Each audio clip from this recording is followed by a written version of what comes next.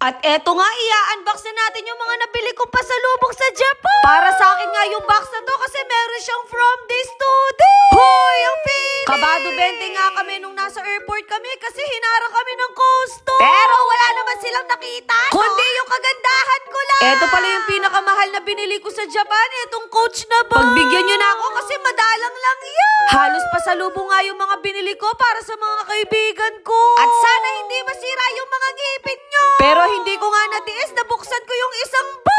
Isa kasi sa mga sikat ng white chocolate sa Japan. Cookie nga siya, tapos sakto lang yung tamis niya. Kaya hindi nyo ko masisisi kung nabudol ako sa mga chocolates dito. Isa pala sa love language ko, yung giving gift. Kaya kapag ako yung binibigyan, sobrang na-appreciate ko. Hoy, wag ka nang magparinig dahil tapos na yung birthday mo. Meron pa namang Pasko at New Year, baka naman. Akala ko mag-unbox lang ako, pero bakit may mukbang na nagagana? Pasensya na kayo, hindi mapigilan ng katakawan ko, no? Bumili nga din ako ng lip balm para sa mga kaibigan ko, para kissable lips naman sila. Isa din sa nabudol ako, etong cooling water. Lalo na dito sa Pilipinas, laging mainit. Kapag gusto mong lumamig yung pakiramdam mo, gagamitin mo lang tong cooling water. As in, pagpahid mo dito, ang lamig niya talaga. Parang siya lamig na sa akin. Aray ko. Basta kapag ginagamit ko to, parang bagong ligo ulit ako. Bumili din pala ako ng mga noodles dito para kapag walang ulam, ito yung kakainin ko. Alam niyo naman ako, nagiging daga ako kapag madaling araw, no? Bumili nga din pala ako ng 2 cup. Kapag kasi nasa labas ako, feeling celebrity ako.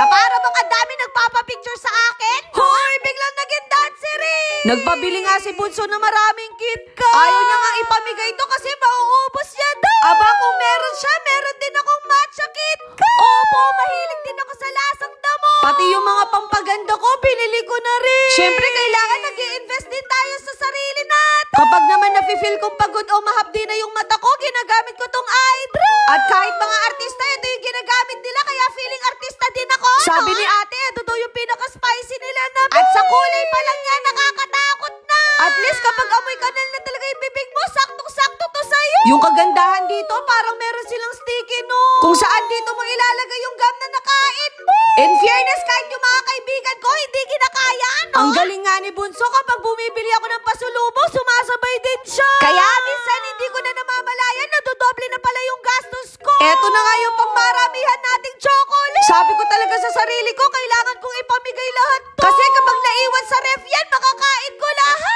Ganon ako kasweet to. Sa mga pinamili ko, para na rin ako nagpasabay. What if mag-change career na tayo, no? Hoy, ayoko mawala si from this to this. Napasobra nga yung mga binili kong matcha na chocolate. Parang gusto ko yatang mamigay ng mga ganito.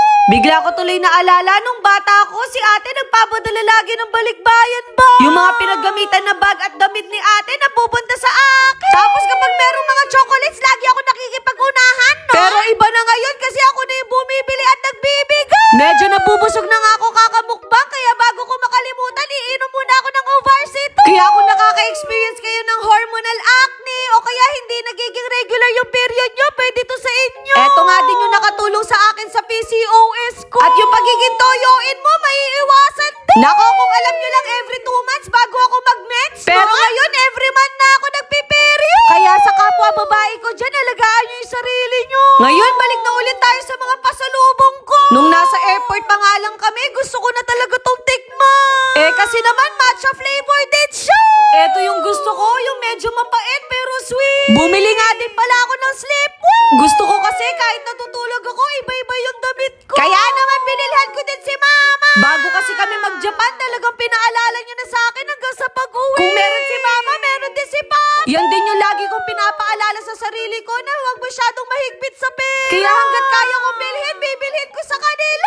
Diba nag-match pa kami ng nanay ko, no? Hindi mo na ako mag-voice over, mag-ASMR muna tayo.